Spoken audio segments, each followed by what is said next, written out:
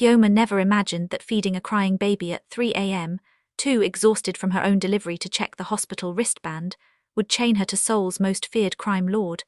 When Kang Dae-Jung walked into that hospital room and saw his daughter latched to her breast, his eyes flashed with something ancient and possessive. In my culture, when a woman nourishes a child with her own body, she creates an unbreakable bond.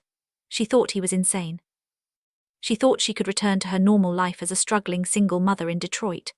But when Italian mobsters cornered her in a dark garage, and his blade found their throats before she could scream, Chioma realized the terrifying truth.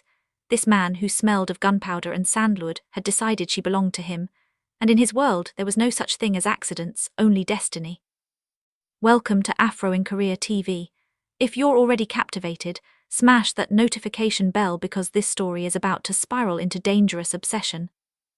She breastfed the wrong baby at 3:00 a.m., too delirious from pain medication to notice the hospital wristband, and by the time the Korean crime lord walked in and saw his daughter latched to her breast, it was already too late.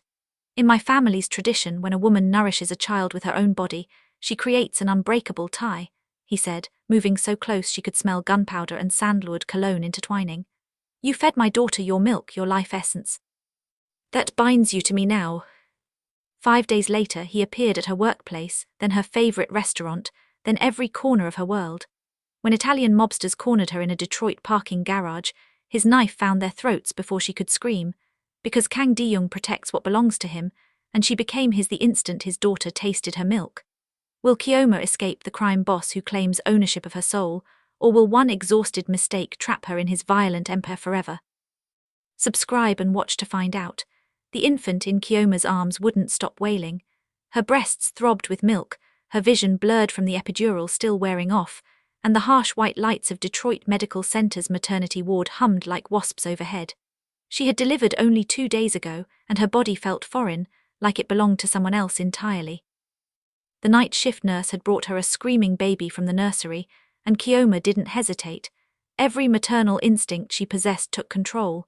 She pulled aside her hospital gown and guided the desperate mouth to her breast. The baby latched instantly, and blessed quiet descended on the room. Chioma sank back against the thin pillows, her eyes sliding shut. Her own daughter, Amara, was supposed to be sleeping soundly in the plastic bassinet beside her bed. At least she thought so. The medication made everything hazy, dreamlike. She stroked the feeding baby's soft black hair and hummed a lullaby her mother used to sing in Enugu. The tiny one's miniature fist pressed against her skin, and her heart liquefied. "You were so hungry, weren't you, precious girl?" she murmured. The door slammed open. A man consumed the doorway, and Chioma's breath seized in her chest. He stood impossibly tall, wrapped in a charcoal suit that probably cost more than her yearly salary, and his face looked carved from granite. Korean, she registered immediately. His obsidian eyes scanned the room like a hunter tracking prey. When they landed on her, on the baby nursing at her breast, those eyes flared wide. "What are you doing?" His voice came deep, heavily accented and razor-sharp. Chioma glanced down at the baby, then at her own bassinet where another infant slumbered. Her heart plummeted. 2 Barbies, there were 2 Barbies. Terror crashed through her like thunder. "Oh God!" She stared at the man, then at the nursing infant. "Oh God, I'm so sorry. The nurse brought her and I assumed she was mine and I didn't even look at the bracelet and I'm so sorry." She moved to detach the baby, but the man crossed the room in 3 powerful strides. Up close he radiated danger. A scar bisected his left eyebrow, faint but unmistakable. His expensive cologne mingled with something else, something lethal she couldn't identify. "Stop," he raised one hand and she froze solid. "Don't remove her suddenly, you'll distress her." His eyes dropped to where his daughter, because this had to be his daughter, was still peacefully feeding. Something flickered across that stone face. Anguish maybe, or yearning. "I'm so sorry," Chioma said again, her voice fracturing. "I just delivered my baby and I'm exhausted and the nurse brought her and I thought she was Amara." "Amara," the man repeated her daughter's name slowly as if testing its weight. He looked at the sleeping infant in the bassinet, then back at his own child. "My daughter is Soo-Ah." The baby finally released her breast, milk-drunk and content. Chioma quickly covered herself, her face burning with humiliation. She'd just breastfed a stranger's child, a stranger who looked like he could purchase the entire hospital without checking his bank account. Kang Dae-Jung, that's what the bracelet on the baby's wrist read when she finally checked it, carefully lifted his daughter from her arms. His movements were tender, experienced. The baby nestled into her father's chest without stirring. How did this occur? Chioma asked, her voice barely audible. The night staff is incompetent. He said it like reciting a fact, not angry, just ice cold. She will be terminated. No, please. Chioma sat up straighter despite her body's protests. It was an honest mistake. I should have verified. Don't let her lose her position because of me. Those dark eyes examined her face for an extended moment. You defend someone who caused you to make this error. Everyone makes mistakes when they're exhausted. The corner of his mouth twitched, not quite a smile but approaching one. He looked down at Soo-Ah, who slept peacefully against his shoulder. When he looked back at Chioma, something in his expression had transformed. In my country there is an ancient belief, he said quietly. When a woman feeds a child from her body, she creates an invisible thread with that child, a thread that cannot be severed. Chioma's mouth went dry. It was an accident. Some people don't believe in accidents. He stepped closer to her bed and she found herself leaning back. Some people believe in destiny. I don't understand. You gave my daughter something sacred. Your milk, your body, your nurturing. In my world this creates a debt. The way he said my world sent ice down her spine. What world? What did he mean? I need your information, he continued, retrieving a phone with one hand while cradling his daughter with the other. Your complete name, your phone number, your address. Why? Chioma clutched the hospital sheets. It was just a mistake.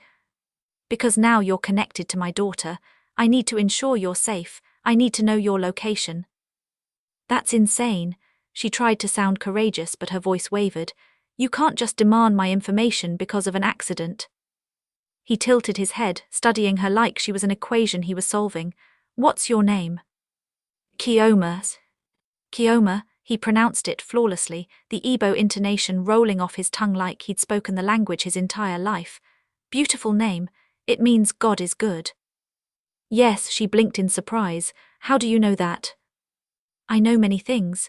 He shifted Soo-Ah to his other shoulder. My name is Kang Dae-Jung, and whether you accept it or not, what transpired tonight altered everything. The door opened again and two men in dark suits entered. They didn't knock. They didn't request permission. They simply walked in and positioned themselves on either side of Dae-Jung like identical guard dogs. Chioma's heart hammered violently. Who are they?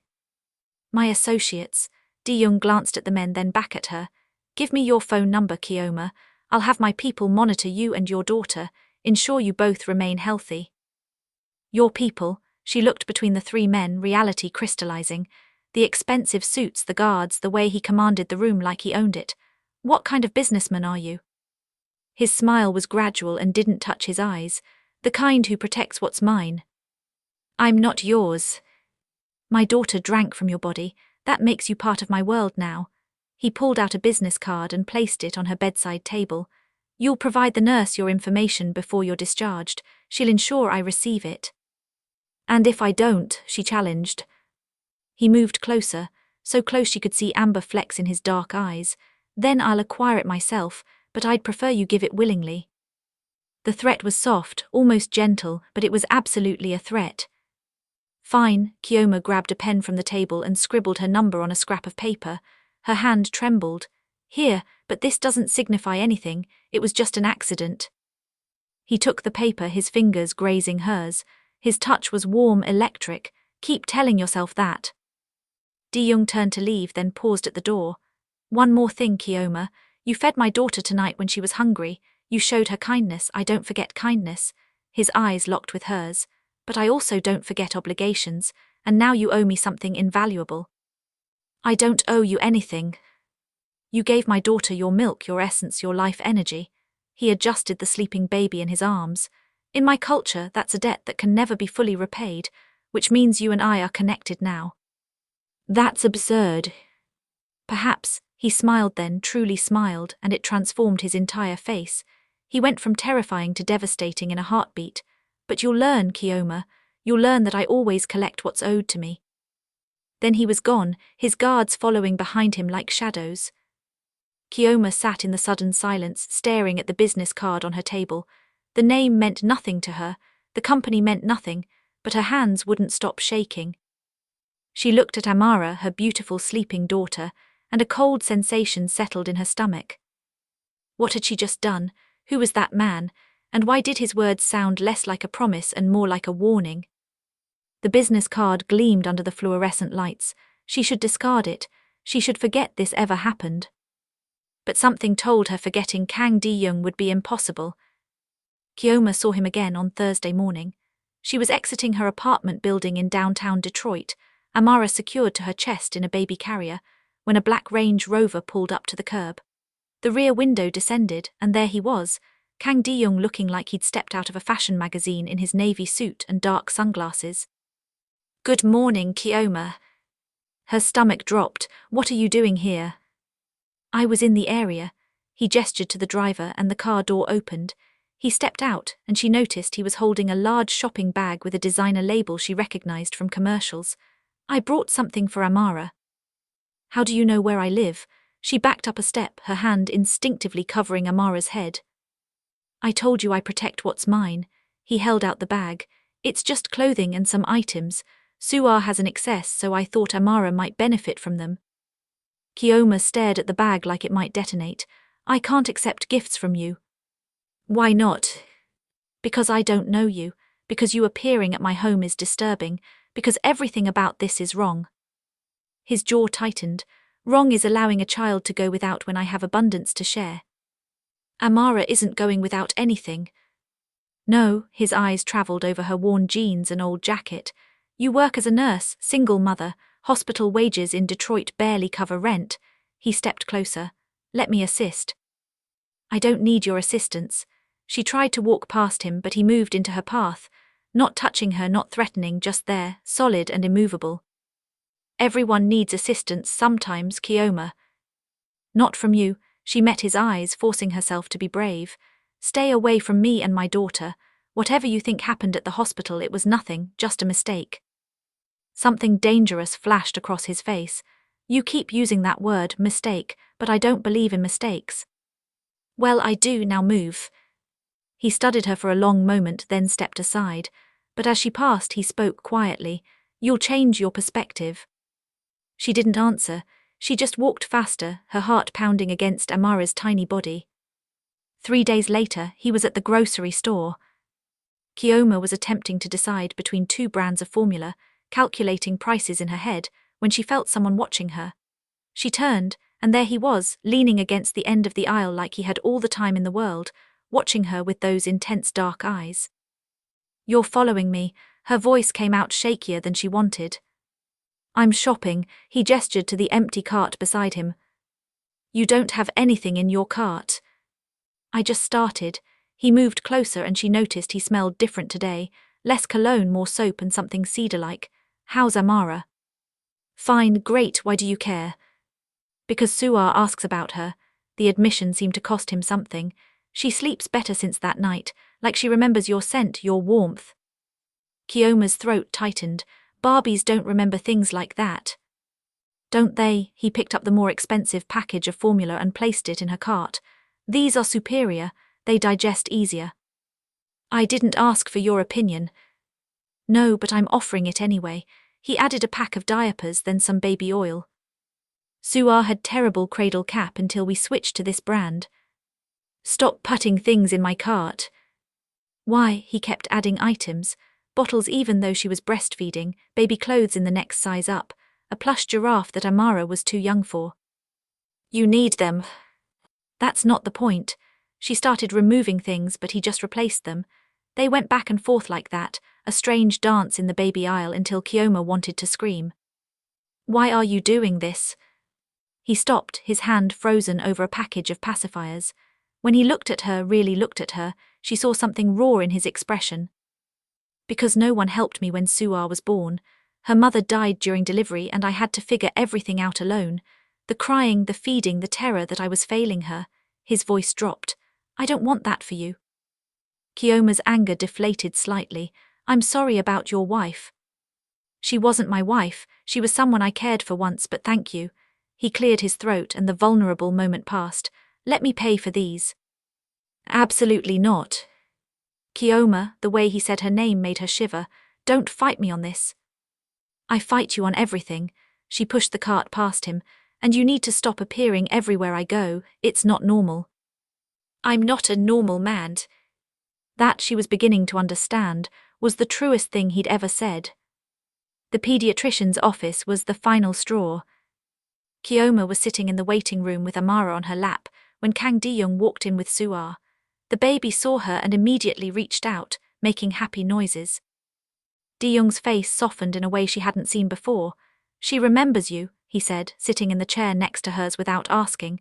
She always remembers you. This can't be a coincidence. Chioma looked around the waiting room. How did you know I'd be here? Same pediatrician. I asked the nurse to schedule Soo-Ah's appointment at the same time as Amara's. That's insane. That's efficient. He shifted Soo-Ah on his lap and the baby continued reaching for Chioma. She wants you to hold her. No. Please, the word sounded foreign in his mouth like he didn't use it often. Just for a moment. She's been fussy all morning. Against her better judgment, Chioma reached for Soo-Ah. The baby came to her eagerly, snuggling against her chest right next to Amara.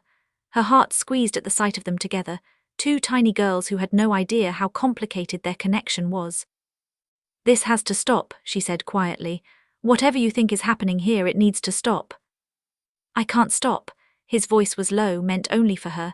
Don't you understand yet? You're in danger because of me. What are you talking about? He leaned closer and she caught that cedar scent again. I'm not just a businessman, Chioma. I run an organization, a family, and my enemies would do anything to harm me, including harming the woman who fed my daughter. The world tilted. You're in a gang. Not a gang, something larger. He watched Soo-Ah settle against her. And the moment you fed Soo-Ah, you became visible to everyone who wants to destroy me. That's not fair, panic clawed up her throat. I didn't know, I didn't choose this. No, you didn't. His hand moved, almost touching her knee, then pulled back. But it doesn't matter, you're part of this now, and I protect what's mine. I'm not yours. Keep saying that, his smile was sharp, but we both know the truth. The nurse called Amara's name, and Chioma stood quickly, handing Soo-Ah back. Her hands were shaking as she carried Amara into the examination room. She could feel Dae-Jung's eyes on her the entire time. That night, everything changed. Chioma was walking home from the corner store, Amara asleep in her carrier, when a van pulled up beside her. The door slid open and 3 men jumped out. They wore masks and moved fast. One grabbed her arm and she screamed. Quiet, the man's accent was thick, Italian maybe. Come with us peacefully and the baby doesn't get hurt. Terror paralyzed her body. Amara, they were threatening Amara. She opened her mouth to scream again when gunshots cracked through the air. The man holding her dropped, blood spreading across his chest. The second man ran, but more shots followed him. He fell too. The third tried to reach for a weapon, but a blade appeared in his throat before he could draw it. Chioma's knees buckled. Strong arms caught her, and she looked up into the face of one of Dae-Jung's guards, the one from the hospital. You're safe now, the guard said in accented English. Boss is coming. More black vehicles arrived, surrounding her like a protective barrier. And then Dae-Jung was there, his face pale, his hands gentle as he examined her. Did they hurt you? His voice shook with barely controlled fury. Did they touch Amara? No, your men, they saved us. She was crying now, shock making her body tremble. Who were they? Italians, they work for a man who wants me dead. He pulled her against his chest, careful of Amara between them. This is what I was trying to tell you. This is why you need me. I don't understand any of this. You don't have to understand. He tilted her face up, forcing her to meet his eyes. You just have to trust me, let me protect you. I'm scared. Good, fear will keep you cautious. His thumb brushed away her tears. Come home with me tonight, my house is secure, guarded, no one can reach you there. I can't just abandon my apartment. Why not? What's there that matters more than Amara's safety, than your life? His grip tightened.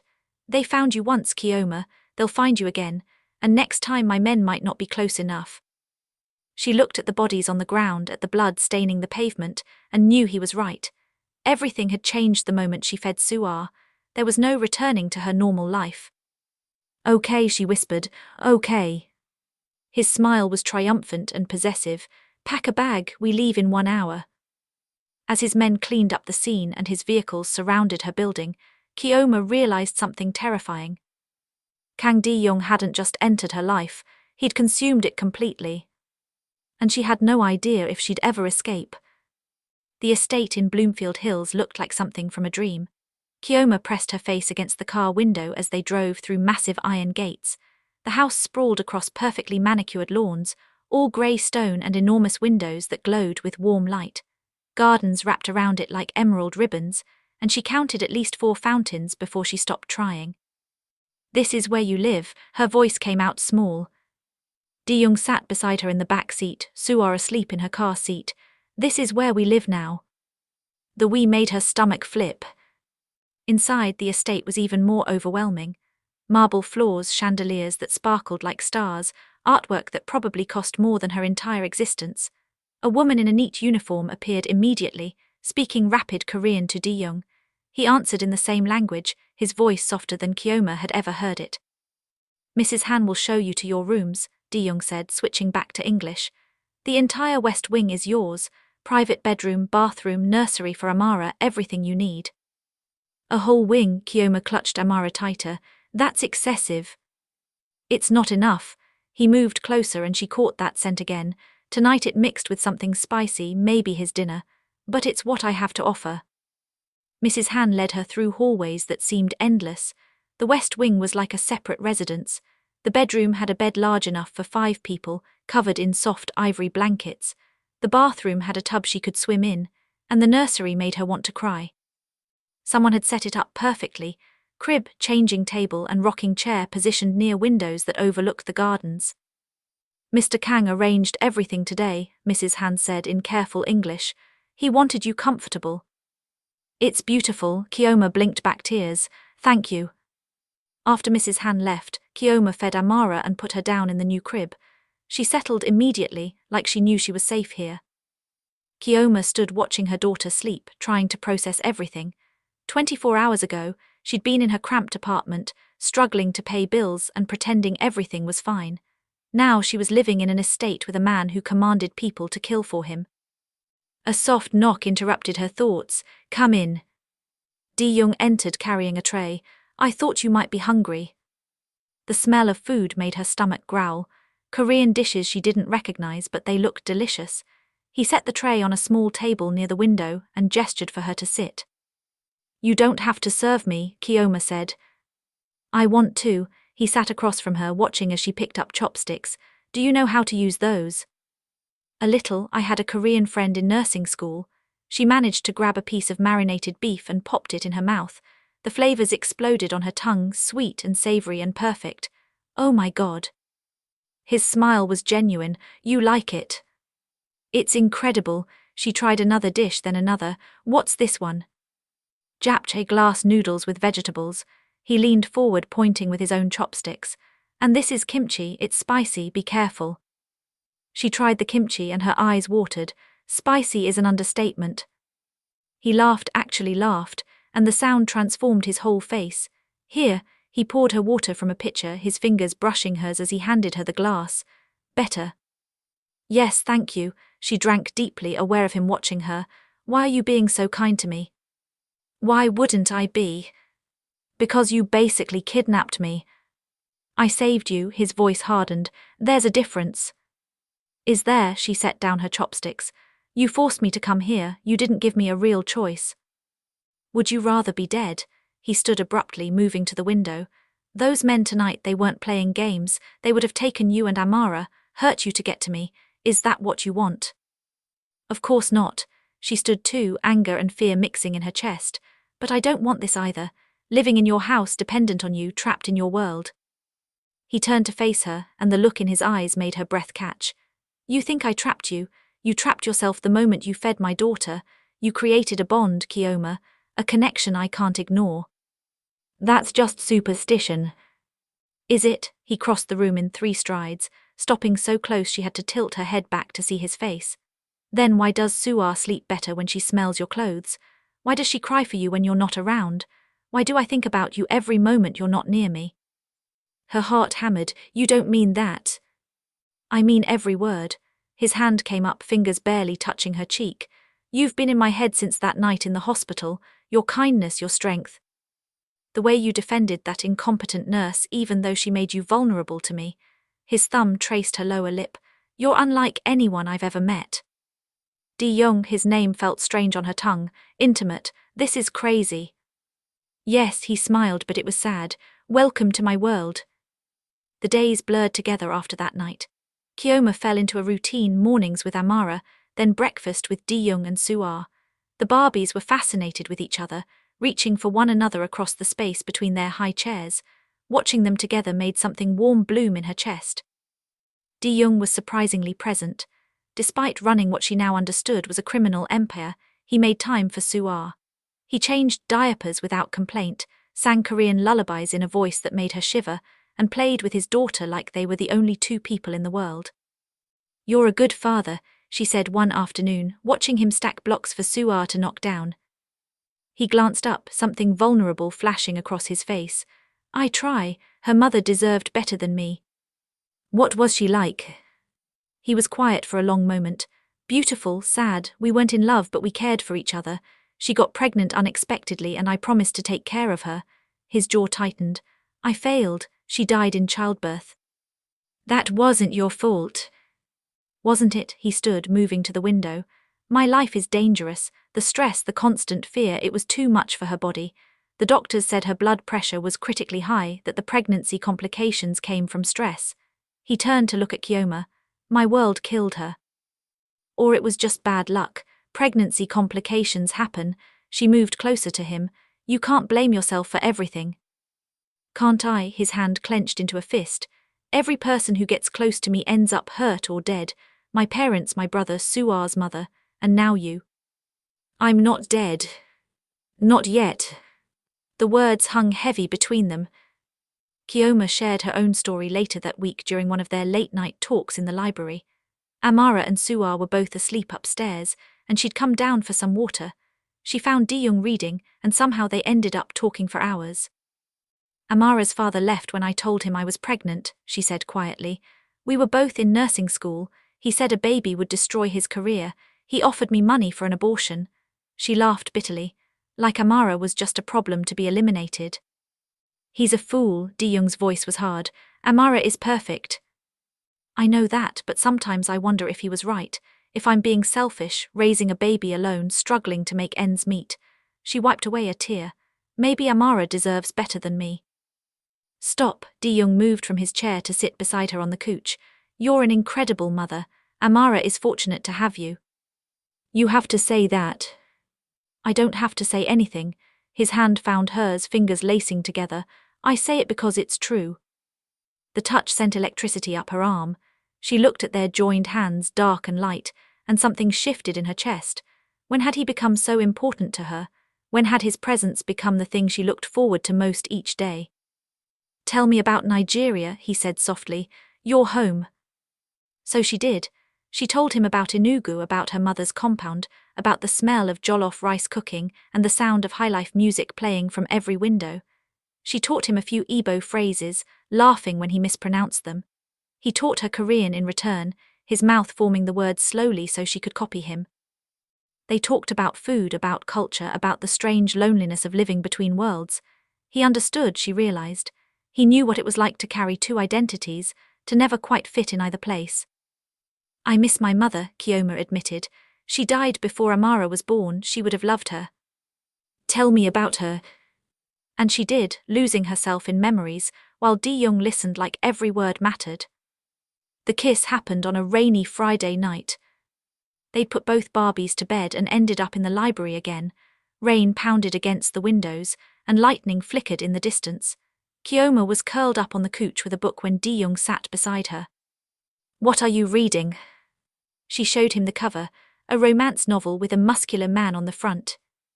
His eyebrow arched. Is it good? It's silly, she felt her cheeks heat, but it's nice to escape sometimes. What are you escaping from? Reality, danger, you. The admission slipped out before she could stop it. Am I something to escape from? He moved closer and she could feel the heat of his body. Or something to run toward? I don't know anymore. Her voice came out breathy. You confuse me, you terrify me. His hand cupped her face, thumb stroking her cheekbone. I've killed men without hesitation. I've built an empire on fear. But you, Chioma, you make me want to be different. Better. Dae-Jung. She breathed his name, and then his mouth was on hers. The kiss was gentle at first, questioning. His lips moved against her slowly, giving her time to pull away. But she didn't want to pull away, she wanted more. Her hands tangled in his hair, pulling him closer, and he groaned against her mouth. The kiss deepened, became hungry. His tongue traced her lower lip, and she opened for him. He tasted like the whiskey he'd been drinking earlier, warm and smooth. His hands moved to her waist, pulling her onto his lap, and she went willingly. They kissed like they were drowning, and each other was air. His hands roamed her back, her sides, careful but possessive. She rocked against him and felt him hard beneath her. The knowledge that he wanted her sent heat pooling low in her belly. Chioma, he broke the kiss, breathing hard. We should stop. Why? She kissed his jaw, his neck, tasting salt and that cedar scent. Because if we don't stop now, I won't be able to. His hands gripped her hips, stilling her movements. And you deserve better than being taken on a cooch. Reality crashed back. What was she doing? This man was dangerous. He killed people. He lived in a world of violence and death. Getting involved with him was the worst idea possible. She scrambled off his lap. I'm sorry, I shouldn't have done that. Chioma, wait. He reached for her, but she backed away. This is a mistake, we can't do this. She wrapped her arms around herself. You're my protector, not my lover. We need to keep boundaries. Boundaries, he stood, adjusting himself with a grimace. Is that what you want? It's what we need. She moved toward the door. I'm tired, good night. She practically ran from the library, her lips still tingling from his kiss. In her room, she pressed her fingers to her mouth and tried not to cry, because the truth was she didn't want boundaries. She wanted him, wanted his hands on her skin, his body against hers. His voice whispering her name in the dark. But wanting him was dangerous, and she'd already made enough dangerous choices for one lifetime. The days after the kiss were torture. Chioma avoided being alone with Dae-Jung, but the estate wasn't large enough to escape him completely. She felt his eyes on her during breakfast, watched him watch her while she played with the Barbies, caught him staring when he thought she wasn't looking. The air between them crackled with unspoken words and unfulfilled hunger. He didn't push, that was somehow worse. If he demanded or pressured, she could have fought back, but instead he was patient, gentle. He left her favorite flowers in her room. He made sure Mrs. Han cooked Nigerian food alongside Korean dishes. He played with Amara like the girl was his own daughter, making her heart ache with longing for something she couldn't let herself have. You're miserable, her friend Ngozi said during a video call. Ngozi was one of the few people who knew where Chioma was staying, though not all the dangerous details. I'm fine. Girl, you're living in a mansion with a fine man who clearly wants you, and you look like someone stole your joy. Ngozi leaned closer to the camera. What's really going on? It's complicated. Life is complicated. That doesn't mean you can't be happy. Ngozi's expression softened. When's the last time someone took care of you, really took care of you? Chioma's throat tightened. That's not what this is. Isn't it? From what you've told me, this man feeds you, protects you, provides for Amara and looks at you like you hung the moon. Ngozi shook her head. What are you so afraid of? Everything, the admission came out as a whisper. I'm afraid of getting hurt, of Amara getting hurt, of falling for someone whose life is so dangerous that tomorrow isn't guaranteed. Honey, tomorrow isn't guaranteed for any of us. You could walk out of that mansion and get hit by a car. At least with him, you'd have spent your last days being loved. After the call ended, Chioma sat in her room thinking about Ngozi's words. Being loved, was that what this was? Did Dae-Jung love her, or did he just want her because she'd fed his daughter? Was there even a difference anymore? The answer came 5 days later, covered in blood. Chioma was in the garden with both Barbies, enjoying the afternoon sunshine. Amara was on a blanket and she held Soo-Ah on her lap, singing softly. The guards were positioned around the property, but she'd gotten used to their presence. She felt safe here. That was her first mistake. The gunshots started without warning. Glass shattered from the mansion windows. Guards shouted in Korean. And then Dae-Jung was there, running toward her faster than she'd ever seen anyone move. Get down. He threw himself over her and the Barbies just as bullets tore through the air where her head had been. More gunshots, screaming, the smell of smoke and gunpowder. Dae-Jung's body was heavy on top of hers, shielding her completely. She felt him jerk once, twice, and knew he'd been hit. Dae-Jung, she tried to push him off to see where he was hurt, but he held her down. Stay still, his voice was strained. They're still shooting. The battle lasted maybe 4 minutes but felt like hours. When silence finally fell, Dae-Jung's guards surrounded them. Someone helped him stand, and that's when Chioma saw the blood. So much blood, soaking through his white shirt, dripping down his arm. Oh God, she scrambled up, still holding Soo-Ah. Amara was crying on the blanket and she grabbed her too, trying to comfort both Barbies while staring at Dae-Jung's injuries. You're shot, you need a hospital. No hospitals. He swayed slightly and 2 guards caught him. Too many questions, we have a doctor here. Dae-Jung, you're bleeding everywhere. I'm fine, he wasn't fine. His face was pale, his breathing shallow. Are you hurt, the Barbies? We're okay, you saved us. Tears streamed down her face. You took bullets for us. His smile was weak, always. Then his eyes rolled back and he collapsed. The next few hours were a nightmare. The mansion's private doctor worked on Dae-Jung in his bedroom, while Chioma paced outside with both crying Barbies. Mrs. Han took them eventually, promising to care for them so Chioma could focus on Dae-Jung. When the doctor finally emerged, his expression was grim. 3 bullets, 1 through the shoulder, 1 grazed his side, 1 lodged in his thigh. He'll live, but he needs rest. Can I see him? The doctor nodded. He's been asking for you. Dae-Jung's bedroom was enormous, decorated in dark colors that matched his personality. He lay in the massive bed, shirtless except for the bandages wrapped around his torso, shoulder and thigh. His eyes were closed, but they opened when she approached. Chioma, her name came out rough. The Barbies, they're fine, Mrs. Han has them. She sat carefully on the edge of the bed. How do you feel? Like I got shot. He tried to smile but it came out as a grimace. Worth it though. Don't say that, fresh tears burned her eyes. You could have died. But I didn't, his good hand reached for hers. And you're safe, that's all that matters. Why, the question burst out of her. Why do you care so much? Is it really just because I fed Soo-Ah? Because if that's all this is, some weird sense of duty, then tell me now. Duty, he laughed, then winced at the pain it caused. You think what I feel for you is duty. I don't know what you feel. Then let me make it clear. He tugged her hand, pulling her closer. I want you, Chioma, not because you fed my daughter, though that's how we met. I want you because you're strong and kind and beautiful, because you make me laugh, because when I'm with you I forget about all the blood on my hands and remember what it feels like to be human. His eyes locked with hers. I want you in my home, in my life, in my bed. I want to wake up next to you every morning and fall asleep holding you every night. I want to be Amara's father and give Soo-Ah a mother. I want everything, and I want it with you. Her heart hammered. Your world is so dangerous. Yes. You could die any day. Yes. And you think I should just accept that, just love you knowing I could lose you. Yes, he pulled her closer until she was lying next to him on the bed, careful of his injuries. Because the alternative is wasting whatever time we have, and I've wasted enough of my life, Chioma. I don't want to waste another second. I'm scared, the confession came out broken. I'm so scared of loving you. I'm scared too, his hand cupped her face, but I'm more scared of not having you. She kissed him then, tasting salt from her tears and the pain medication on his breath. He kissed her back carefully like she was precious, like she was everything. Make love to me, she whispered against his lips. I'm injured. I don't care. She kissed his jaw, his neck, avoiding his bandages. I need to feel you alive, need to know this is real. Chioma, his voice was strained. If we do this, there's no going back, you'll be mine. Maybe I already am. She straddled him carefully, watching for signs of pain. Maybe I've been yours since that night in the hospital. His hands gripped her hips. You'll have to do most of the work, I can barely move.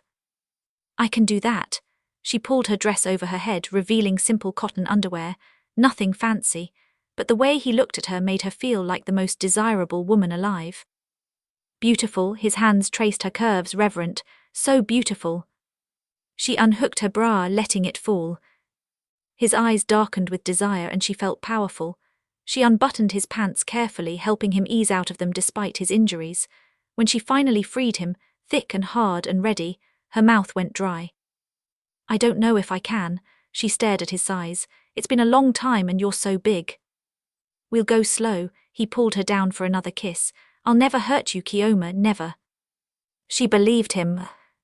She positioned herself over him, sinking down slowly. The stretch burned, but it was a good burn. He filled her completely, and when she was fully seated, they both groaned. Don't move yet, he gripped her hips tightly. Give yourself time to adjust. She stayed still, feeling him pulse inside her. This was intimacy beyond anything she'd experienced. This wasn't just bodies joining, this was souls connecting.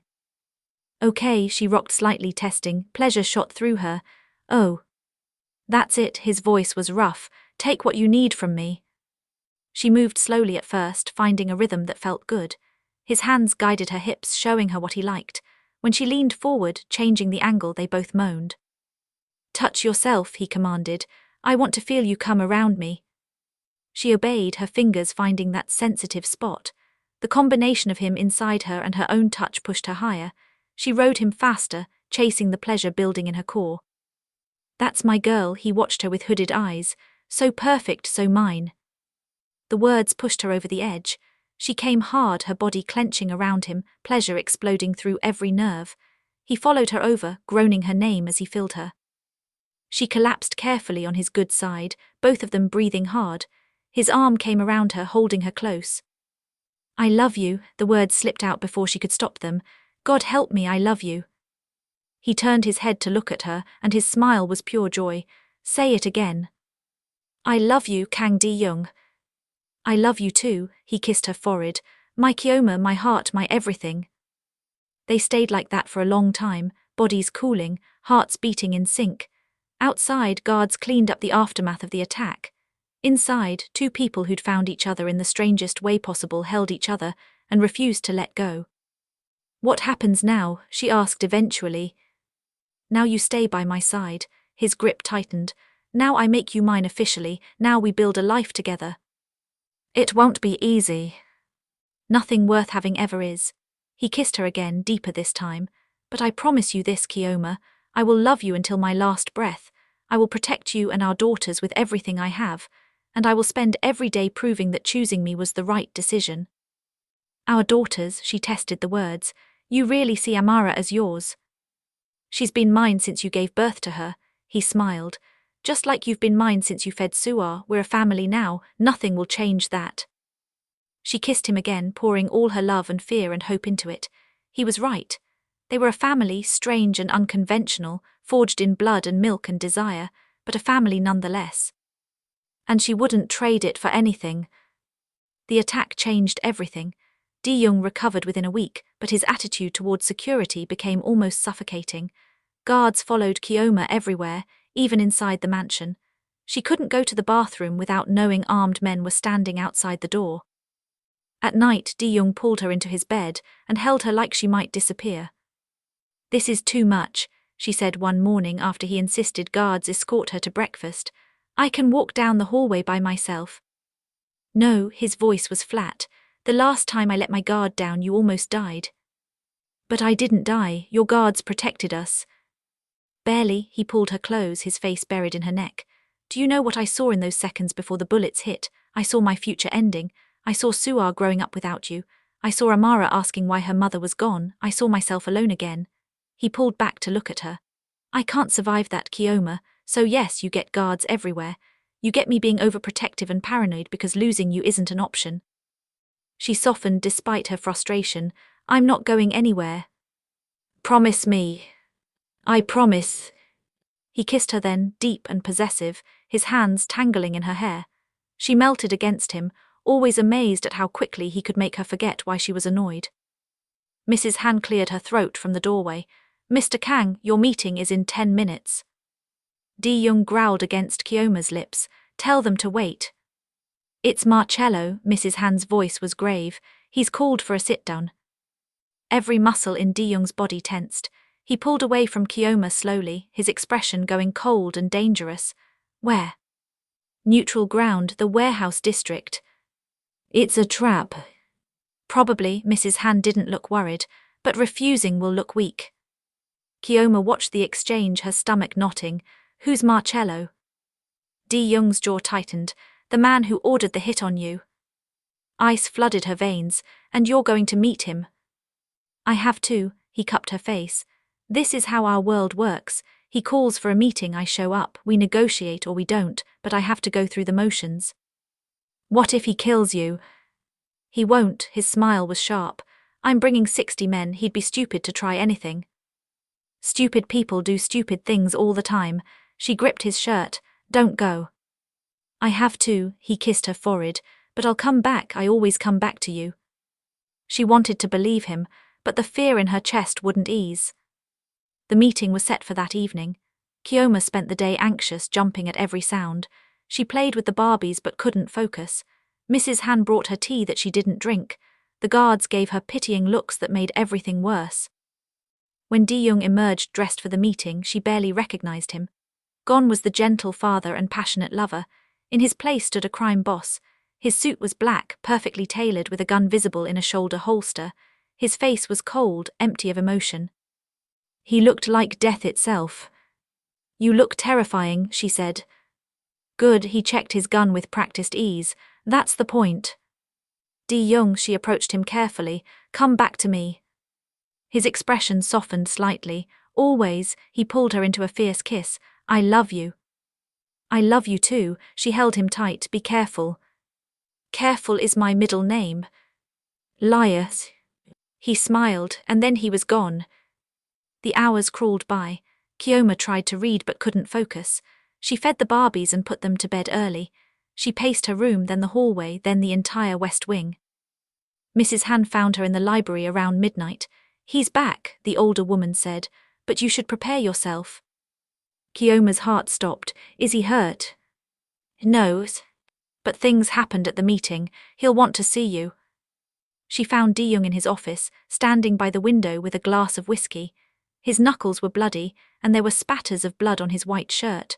Not his blood, she realized with horror. What happened? She stepped inside and closed the door. Marcello is dead, he didn't turn around. So are 4 of his top men. You killed them. Yes, he finally looked at her and his eyes were empty. He threatened you, described in detail what he wanted to do to you before killing you, said Soo-Ah and Amara would be raised as his daughters after he eliminated me. His hand tightened on the glass. I beat him to death with my bare hands. The violence should have scared her. Maybe it did a little, but mostly she felt relieved. Good. He blinked. Good. He wanted to hurt our children, hurt me. She crossed the room to stand in front of him. I'm glad he's dead. You don't understand what I did. He set down the glass and showed her his hands. Blood stained his fingers, dried under his nails. I didn't just kill him quickly. I made him suffer, made him beg, made his men watch so they'd know what happens when someone threatens what's mine. I understand perfectly. She took his hands in hers. You protected us, that's what matters. You should be scared of me. I am scared of you. She pressed his palm against her cheek. But I love you more than I fear you, and I trust that you'd never hurt me or the girls. Something broke in his expression. He pulled her into his arms, holding her so tightly she could barely breathe. I don't deserve you. Too bad, you're stuck with me. He laughed, a broken sound, and then he was kissing her desperately. She kissed him back just as fiercely, needing to feel him alive and whole. They made love right there in his office, against the desk, hard and fast and claiming. Afterward, she cleaned the blood from his hands while he watched her with something like worship in his eyes. I need to make an announcement, he said later as they lay tangled together on the office couch. To my organization, let everyone know officially that you and the girls are under my protection. What does that mean exactly? It means they'll know that touching you means death, that you're my woman and Amara is my daughter just as much as Soo-Ah. He stroked her hair. It means making you visible to everyone, which is dangerous but necessary. They need to understand what you mean to me. Will it be dangerous? Everything in my world is dangerous. He tilted her face up. But I'll keep you safe, I swear it. The meeting happened 4 days later in the mansion's formal dining room. Chioma wore a dress Dae-Jung had bought her, deep emerald silk that made her skin glow. He'd explained she needed to look like a queen, not a victim. She needed to project strength. The dining room filled with men in expensive suits. They stared at her with varying degrees of curiosity and suspicion. A Nigerian woman with a Korean crime boss wasn't exactly common. She held her head high and refused to show fear. Dae-Jung stood at the head of the table, commanding the room's attention effortlessly. Some of you have heard rumors about the woman living in my home. Tonight I make it official. He held out his hand and Chioma took it, letting him pull her to stand beside him. This is Chioma. She is mine. Her daughter Amara is mine. Anyone who threatens them answers to me personally. Murmurs rippled through the room. One older man spoke up. With respect, boss, bringing an outsider into the family creates complications. She's not an outsider. Dae-Jung's voice was hard. She fed my daughter. She gave her life when her mother couldn't. That makes her family by the oldest traditions. Another man nodded thoughtfully. The milk bond, I've heard of this. Then you understand. Dae-Jung's arm wrapped around Chioma's waist. She is under my protection. Anyone who harms her, threatens her, or even looks at her wrong will face the consequences. Am I understood? A chorus of yes, boss, filled the room. Good, he pulled Chioma closer. Now let's eat. The dinner was awkward at first, but as wine flowed, the men relaxed. They asked Chioma about Nigeria, about nursing, about Amara. She answered carefully, aware every word was being judged. By the end of the night, several men had pledged their personal protection to her. She'd somehow passed a test she hadn't known she was taking. Later in Dae-Jung's bed, she asked, "Did I do okay?" "You were perfect," he kissed her shoulder. "They respect you now, fear you a little too, which is good." "Why would they fear me?" "Because they see how much I love you." His hand splayed across her stomach. "And they know I'd burn the world down if anyone hurt you." The weeks that followed were a strange mix of domestic bliss and underlying danger. During the day, they were a normal family. They played with the Barbies, cooked meals together, watched movies curled up on the couch. At night, they made love with a passion that never seemed to fade. He was addictive, his touch setting her on fire every time. But danger was always there, lurking. Strange cars occasionally appeared outside the gates. Phone calls came at odd hours. Dae-Jung would disappear for meetings and come back tense. She learned not to ask too many questions about his work. One evening, after putting the Barbies to bed, Dae-Jung took her hand. "Come with me." He led her to the garden where they'd almost died weeks before. The area had been completely redone, transformed into something beautiful. Lanterns hung from trees, casting warm light. Flowers bloomed in careful arrangements. In the center stood a small table set for two. "What's this?" Chioma asked. "Something I should have done weeks ago." He guided her to sit, then knelt beside her chair. From his pocket he pulled out a small box. In Korea, when a man wants to marry a woman, he presents her with a proposal. Not just words, but a promise. Her heart hammered. "Dae-Jung." "Let me finish." He opened the box, revealing a stunning ring, a deep sapphire surrounded by diamonds. "This sapphire belonged to my grandmother. She gave it to me before she died and told me to give it to the woman who made me want to be better." His eyes met hers. "You make me want to be better, Chioma. You make me believe I can be more than just a criminal. You see the man inside the monster." Tears streamed down her face. "You're not a monster." "I am, but with you I'm also human." He took her hand. "Marry me, not because of duty or tradition or because you fed my daughter. Marry me because you love me, because I love you more than I thought possible, because I want to spend every day of my life making you happy." "Yes," the word came out broken. "Yes, I'll marry you." He slipped the ring on her finger, and it fit perfectly. Then he pulled her into his arms and kissed her like she was air and he was drowning. They made love right there in the garden under the stars, christening the place where they'd almost lost everything. Later, wrapped in his arms on the blanket he'd laid out, Chioma traced the scars on his chest. "I never imagined this would be my life." "Regrets?" "None," she kissed over his heart. "You're mine now officially." "I've been yours since the moment I saw you feeding Soo-Ah." His hand cupped her face. "You own me, Chioma, body and soul." "Good," she bit his lip gently, "because I'm never letting you go." "Promise. Promise." They stayed in the garden until dawn, talking and loving and planning their future.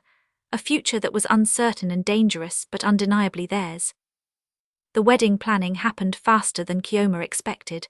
Dae-Jung wanted to marry her immediately, but she insisted on doing it right. They compromised on 8 weeks, just enough time to blend their two cultures into something beautiful and meaningful. Mrs. Han became an unexpected ally, helping Chioma understand Korean wedding traditions while respecting her Nigerian heritage. In Korea, the bride wears a hanbok, Mrs. Han explained one afternoon while they looked at fabric samples, but you should also honor your culture. I want to wear both, Chioma decided. A hanbok for the ceremony, then change into Nigerian traditional dress for the reception. Mrs. Han smiled. Mr. Kang will love that. He did. When Chioma showed him the sketches, his eyes went soft. You're giving me everything, he said quietly. Your love, your trust, your culture, I don't deserve it. Stop saying that, she kissed him. You deserve to be happy, we both do. The venue was a private estate in Grosse Pointe, Michigan, chosen for its beauty and security. Dae-Jung's men swept the property 5 times before the wedding day. Guards would be positioned everywhere, invisible but present. Even on their wedding day, danger was a reality they couldn't escape. The morning of the ceremony, Chioma woke up alone. Dae-Jung had spent the night in a different room, honoring the tradition of not seeing the bride before the wedding. She missed his warmth, his arms around her, but the anticipation made everything sweeter. Ngozi arrived early to help her get ready. Girl, you're getting married to a whole crime boss. This is like something from a movie. Don't remind me. Chioma's hand shook as Ngozi did her makeup. What if I'm making a mistake? Are you happy with him? Yes. Does he treat you right? Better than anyone ever has. Does he love Amara like his own? Completely. Ngozi squeezed her shoulder. Then you're not making a mistake. You're choosing love even when it's scary. That's brave, not stupid. The hanbok was stunning, deep crimson silk embroidered with gold thread, traditional but modified to fit her curves perfectly. Mrs. Han helped her dress, tears streaming down the older woman's face. You look like a queen, Mrs. Han whispered. Mr. Kang is a lucky man. I'm the lucky one. Chioma touched the sapphire ring on her finger. He saved me in more ways than one. The ceremony was held in the estate's garden at sunset. Lanterns hung from trees, casting everything in warm golden light. White flowers bloomed everywhere, and a traditional Korean wedding arch stood at the end of the aisle. Chairs were arranged in neat rows, filled with Dae-Jung's organization members and the few friends Chioma had invited. Amara and Soo-Ah sat in the front row with Mrs. Han, both dressed in tiny matching dresses. Soo-Ah waved at her, and Amara gurgled happily. Her heart overflowed with love for them both. Then the music started, and she saw him. Dae-Jung stood under the arch in a traditional Korean hanbok, black with silver embroidery. He looked like a king, powerful and dangerous and completely hers. When their eyes met, his whole face transformed. The cold crime boss disappeared, replaced by a man so in love he looked ready to cry. She walked down the aisle alone, head held high. She didn't need anyone to give her away. She was choosing him of her own free will. When she reached him, he took her hands. His were shaking. You're trembling, she whispered. I'm terrified. His smile was vulnerable. Terrified I'll wake up and this will all be a dream. It's real, she squeezed his hands. I'm real, this is real. The officiant was Korean, speaking in both Korean and English. He talked about the bond between souls, about two people becoming one family, about the courage it takes to love someone completely. Chioma barely heard the words. She was lost in Dae-Jung's eyes, in the way he looked at her like she was his entire world. When it came time for vows, Dae-Jung spoke first. Chioma, I was dead before I met you, walking, breathing but dead inside. You brought me back to life. You showed me what it means to be loved, to be seen, to be accepted despite all my flaws and darkness. His voice broke. I promise to love you every day, to protect you and our daughters with my life, to be worthy of the gift you've given me. You are my heart, my soul, my everything, and I will spend forever proving that to you. Tears streamed down her face as she spoke her own vows. Dae-Jung, loving you terrifies me. Your world is dangerous, your life is uncertain. Every day I'm scared of losing you, but I'm more scared of not loving you. You've shown me strength I didn't know I had. You've given Amara a father and me a partner. You've made me feel cherished and desired and powerful. She smiled through her tears. I promise to stand by your side through everything, to be your safe place when the world gets dark. To love you and Soo-Ah and Amara with everything I have. You are mine and I am yours, forever. Forever, he repeated. And then he was kissing her. The kiss was deep and claiming and filled with promise. His hands cupped her face like she was precious, and she melted into him.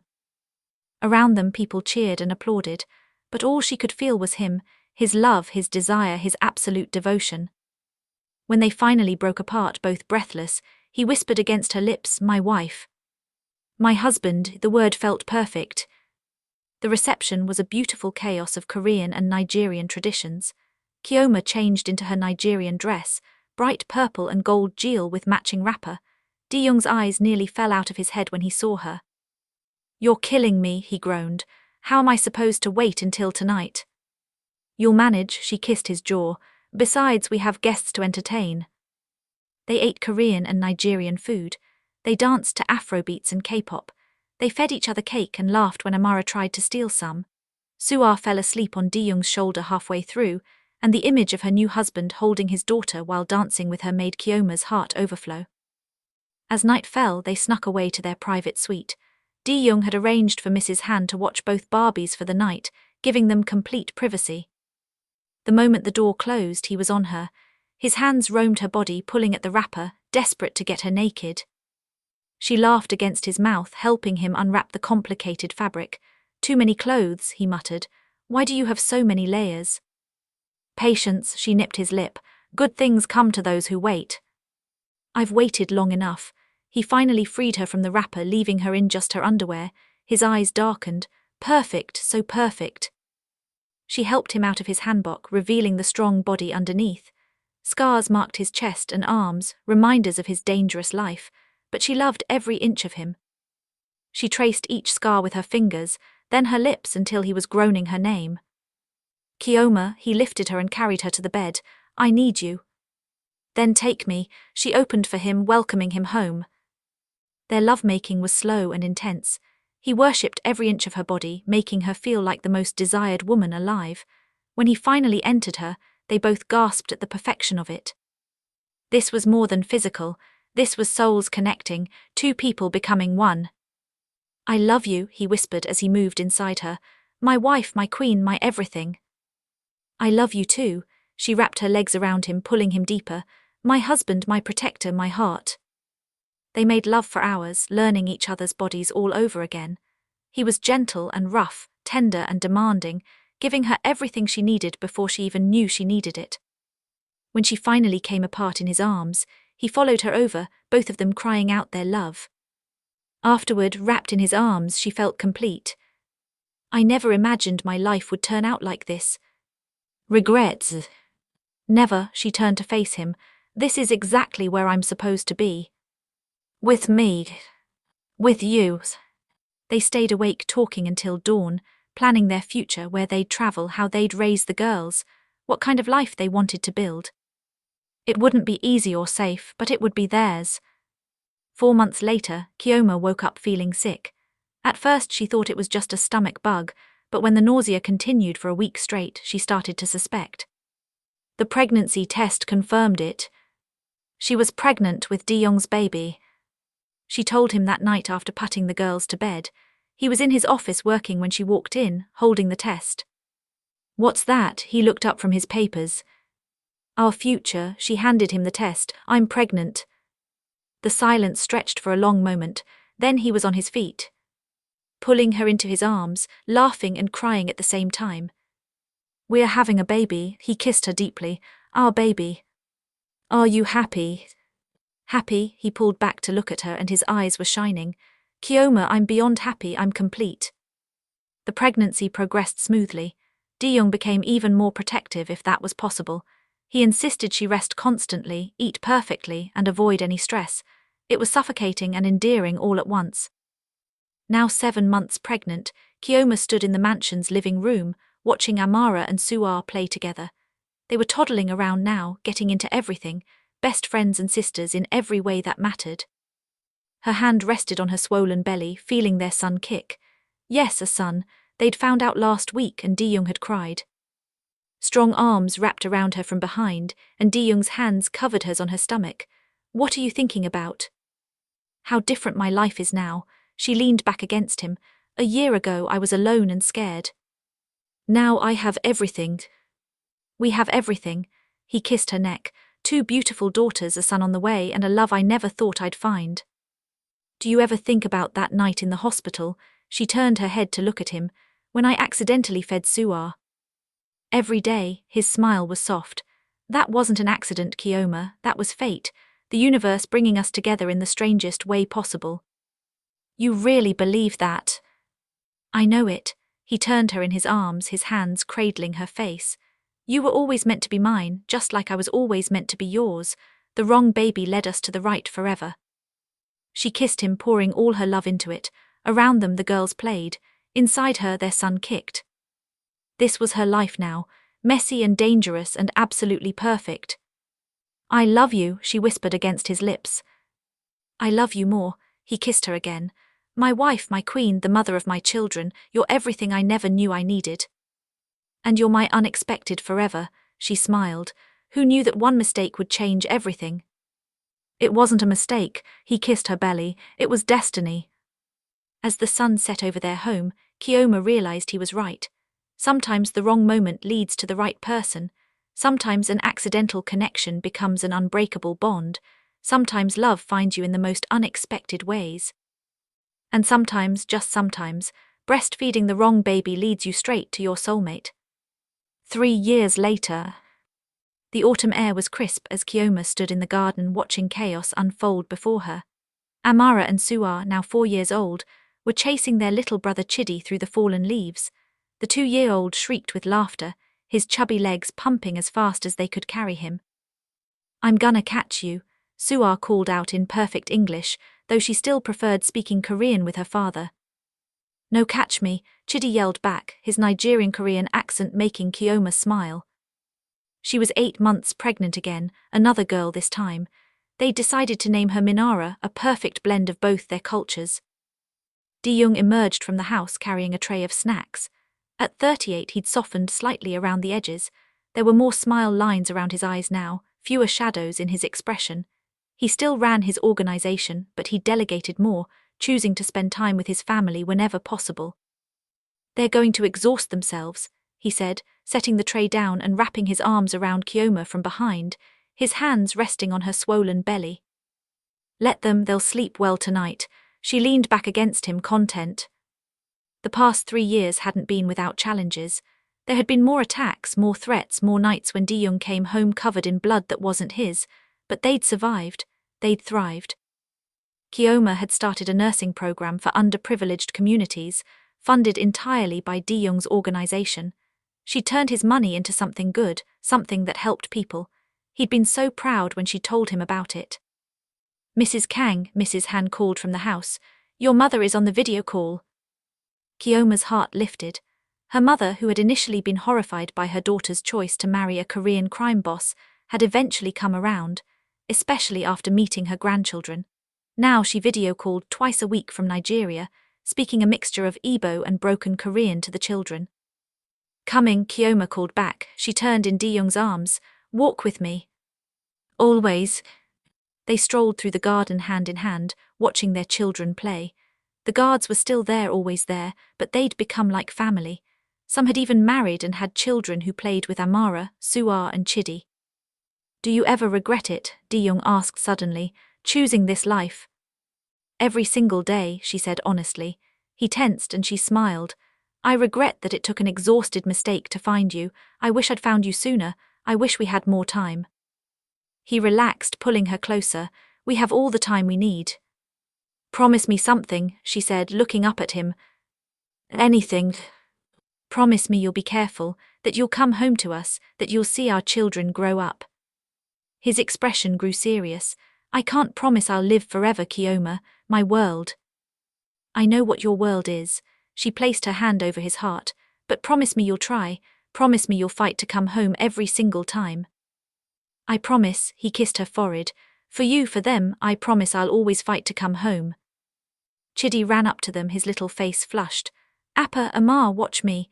He did a clumsy cartwheel that ended with him rolling in the leaves. Beautiful baby, Chioma clapped.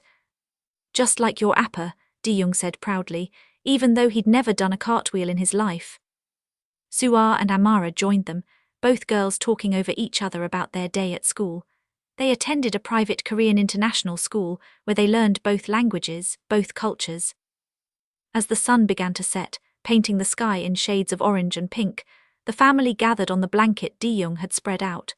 Mrs. Han brought out a feast, Korean and Nigerian dishes side by side, just like always.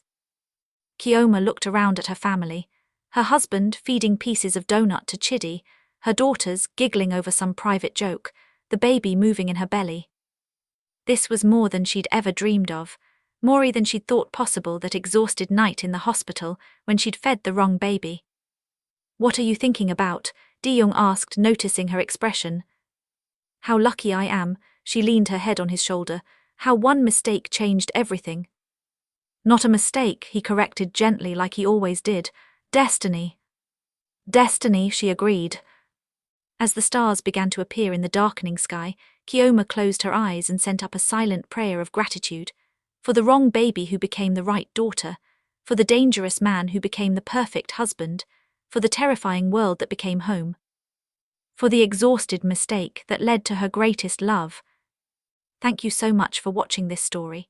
If you enjoyed Chioma and Dae-Jung's journey from an accidental meeting to forever love, please hit that subscribe button and turn on notifications so you never miss another emotional romance story.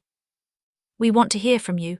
Drop a comment below and tell us, where are you watching from? What was your favorite moment in the story? Team Chioma or Team Dae-Jung? Should we create more interracial romance stories like this? Don't forget to like this video and share it with someone who loves passionate romance stories with unexpected twists.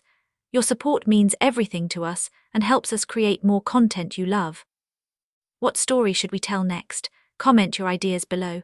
Do you want more Mafia romance, more cultural blend stories, more enemies to lovers? Let us know.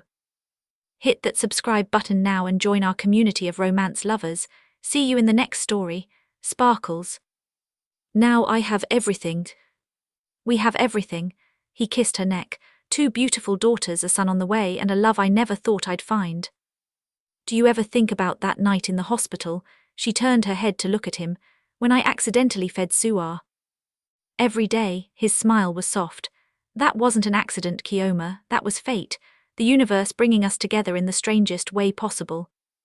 You really believe that? I know it. He turned her in his arms, his hands cradling her face. You were always meant to be mine, just like I was always meant to be yours. The wrong baby led us to the right forever. She kissed him, pouring all her love into it. Around them the girls played. Inside her their son kicked. This was her life now, messy and dangerous and absolutely perfect. I love you, she whispered against his lips. I love you more, he kissed her again. My wife, my queen, the mother of my children, you're everything I never knew I needed. And you're my unexpected forever, she smiled. Who knew that one mistake would change everything?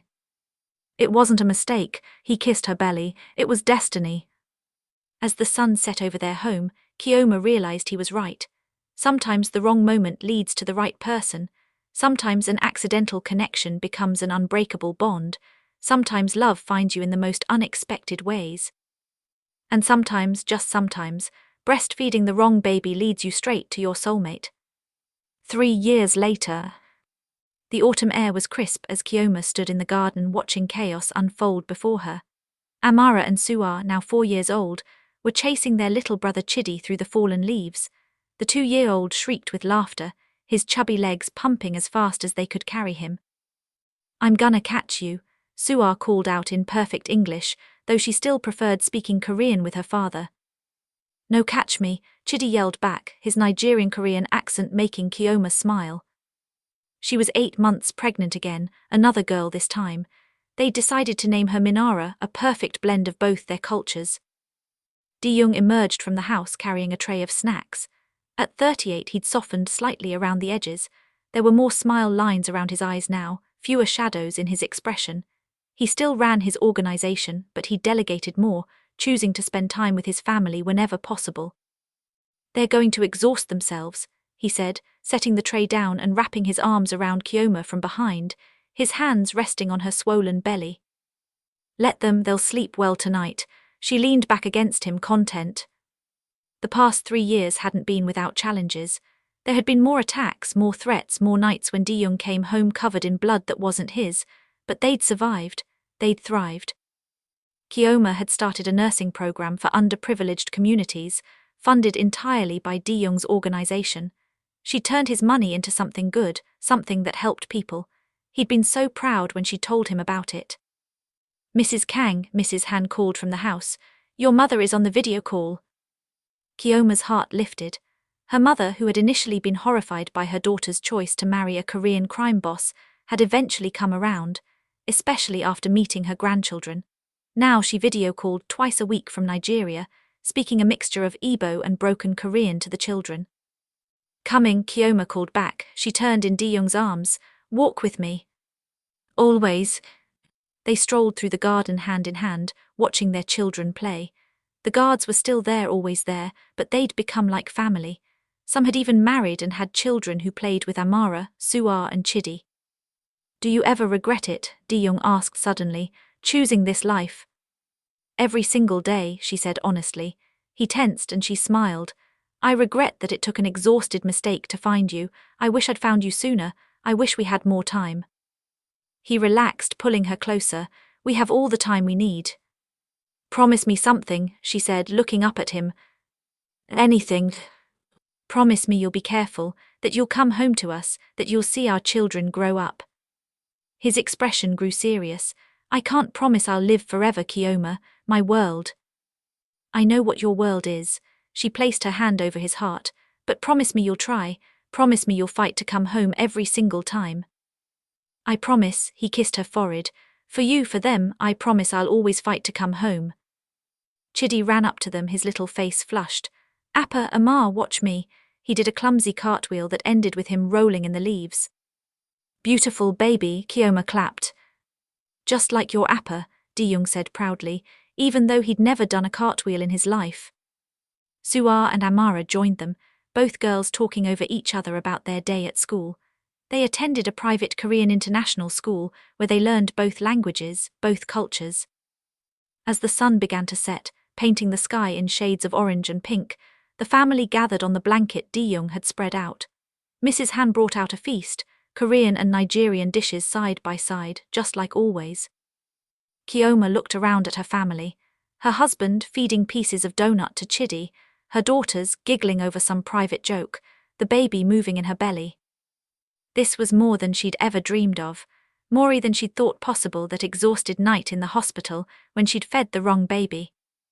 "What are you thinking about?" Dae-Jung asked, noticing her expression.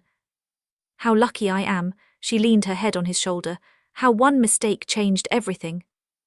"Not a mistake," he corrected gently like he always did. "Destiny." "Destiny," she agreed. As the stars began to appear in the darkening sky, Chioma closed her eyes and sent up a silent prayer of gratitude.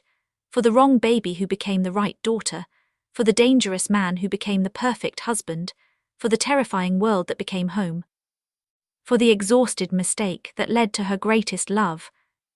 Thank you so much for watching this story. If you enjoyed Chioma and Dae-Jung's journey from an accidental meeting to forever love, please hit that subscribe button and turn on notifications so you never miss another emotional romance story. We want to hear from you. Drop a comment below and tell us. Where are you watching from? What was your favorite moment in the story? Team Chioma or Team Dae-Jung? Should we create more interracial romance stories like this? Don't forget to like this video and share it with someone who loves passionate romance stories with unexpected twists. Your support means everything to us and helps us create more content you love. What story should we tell next? Comment your ideas below.